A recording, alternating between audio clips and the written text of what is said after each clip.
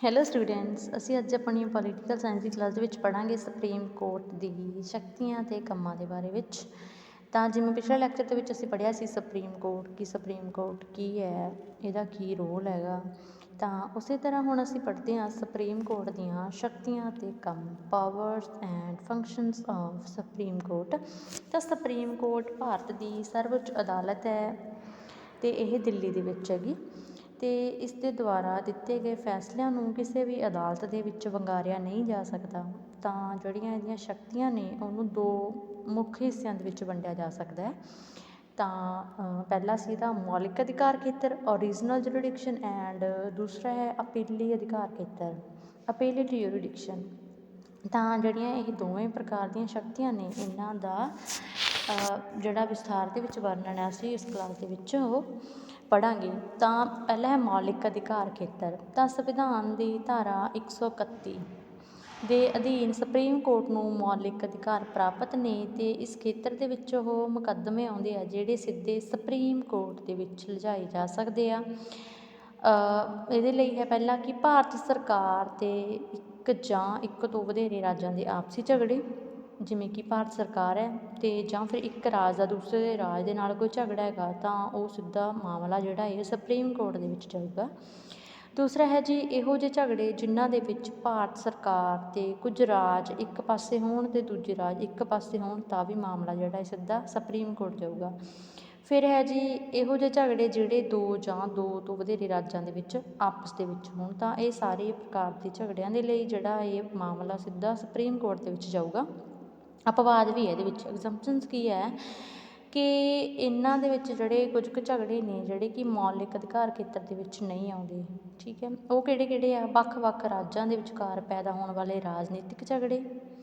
ਦੂਸਰਾ ਹੈ ਅੰਤਰਰਾਜੀ ਨਦੀਆਂ ਇੰਟਰਸਟੇਟ ਰਿਵਰਸ ਅਤੇ ਪਾਣੀ ਦੀ ਵੰਡ ਨਾਲ ਸੰਬੰਧਿਤ ਝਗੜੇ।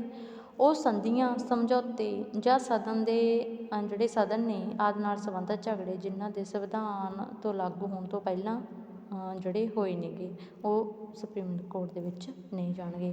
ਫਿਰ ਹੈ ਜੀ ਮੌਲਿਕ ਅਧਿਕਾਰਾਂ ਦੀ ਰਾਖੀ ਪ੍ਰੋਟੈਕਸ਼ਨ ਆਫ ਫੰਡਾਮੈਂਟਲ ਰਾਈਟਸ। ਤਾਂ ਸੰਵਿਧਾਨ ਦੇ ਵਿੱਚ ਮੌਲਿਕ ਅਧਿਕਾਰਾਂ ਦੀ ਉਲੰਘਣਾ ਨਾਲ ਸੰਬੰਧਿਤ ਮਾਮਲੇ ਸਿੱਧੇ ਸੁਪਰੀਮ ਕੋਰਟ ਦੇ ਵਿੱਚ ਲਿਜਾਏ ਜਾ ਸਕਦੇ ਆ ਅਤੇ ਸੁਪਰੀਮ ਕੋਰਟ ਅਧਿਕਾਰਾਂ ਦੀ ਰਾਖੀ ਲਈ ਬੰਦੀ ਪ੍ਰਤੱਖ ਦੇ ਆਦੇਸ਼, ਰਿਟ ਆਫ ਹੈਬਸ ਕਾਰਪਸ, ਠੀਕ ਹੈ ਜੀ, ਰਿਟ ਆਫ ਮੈਂਡੇਮਸ, ਰਿਟ ਆਫ ਪ੍ਰੋਹਿਬਿਸ਼ਨ ਅਤੇ ਅਧਿਕਾਰ ਪੁੱਛਣ ਦੇ ਆਦੇਸ਼ ਯਾਨੀ ਕਿ ਰਿਟ ਆਫ ਕਿਊ ਪ੍ਰੰਟੋ ਅਤੇ ਉਤਪ੍ਰੇਖਣ ਦੇ ਆਦੇਸ਼ ਯਾਨੀ ਕਿ ਰਿਟ ਆਫ ਸਰਸਰੀ ਜਾ ਸਕਦੀ ਹੈ। ਠੀਕ ਹੈ ਜੀ, ਇਹਨਾਂ ਦੇ ਨਾਲ ਅਸੀਂ ਕੀ ਹੈ ਸੁਪਰੀਮ ਕੋਰਟ ਅਪੀਲ ਕਰ ਸਕਦੇ ਹਾਂ।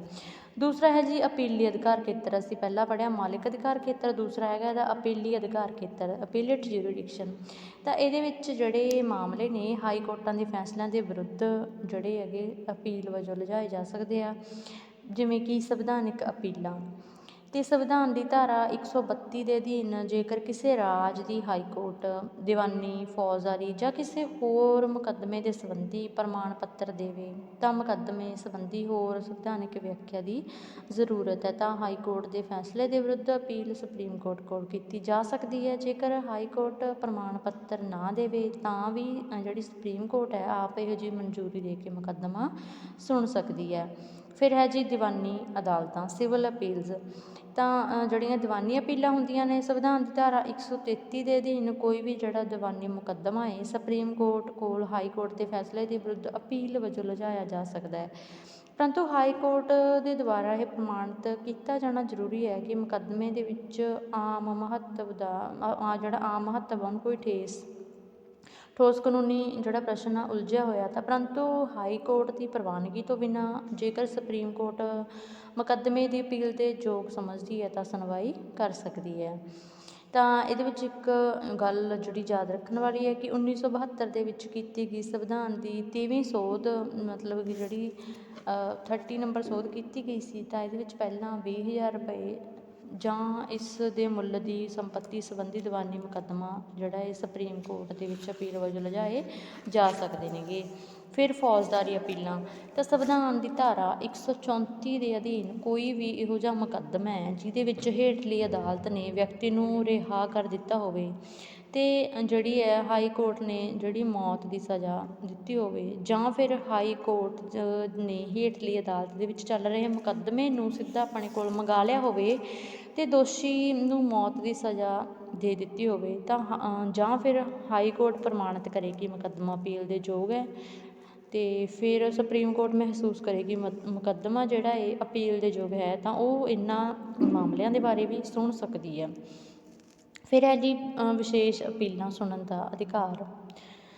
ਤਾਂ ਸੰਵਿਧਾਨ ਦੀ ਧਾਰਾ 136 ਦੇ ਅਧੀਨ ਸੁਪਰੀਮ ਕੋਰਟ ਨੂੰ ਵਿਸ਼ੇਸ਼ ਅਧਿਕਾਰ ਹੈ ਕਿ ਉਹ ਕੋਈ ਵੀ ਮੁਕੱਦਮਾ ਹੇਠਲੀਆਂ ਅਦਾਲਤਾਂ ਦੇ ਫੈਸਲਿਆਂ ਦੇ ਵਿਰੁੱਧ ਅਪੀਲ ਵਜੋਂ ਸੁਣ ਸਕਦੀ ਹੈ। ਅਤੇ ਸੰਵਿਧਾਨ ਦੀ ਧਾਰਾ 136 ਦੇ ਅਨੁਸਾਰ ਇਸ ਅਧਿਆਏ ਦੇ ਵਿੱਚ ਇਹ ਵਿਵਸਥਾਵਾਂ ਦੇ ਬਾਵਜੂਦ ਵੀ ਸੁਪਰੀਮ ਕੋਰਟ ਭਾਰਤ ਦੀ ਭੂਮੀ 'ਤੇ ਸਥਿਤ ਕਿਸੇ ਵੀ ਅਦਾਲਤ ਜਾਂ ਟ੍ਰਿਬਿਊਨਲ ਦੇ ਦੁਆਰਾ ਕਿਸੇ ਵੀ ਮਾਮਲੇ ਸੰਬੰਧੀ ਦਿੱਤੇ ਨਿਰਣੇ, ਪਰਿਣਾਮ, ਦੰਡ ਜਾਂ ਆਦੇਸ਼ ਦੇ ਵਿਰੁੱਧ ਅਪੀਲ ਕਰਨ ਦੀ ਵਿਸ਼ੇਸ਼ ਆਗਿਆ ਆਪਣੀ ਇੱਛਾ ਦੇ ਅਨੁਸਾਰ ਦੇ ਸਕਦੀ ਹੈਗੀ।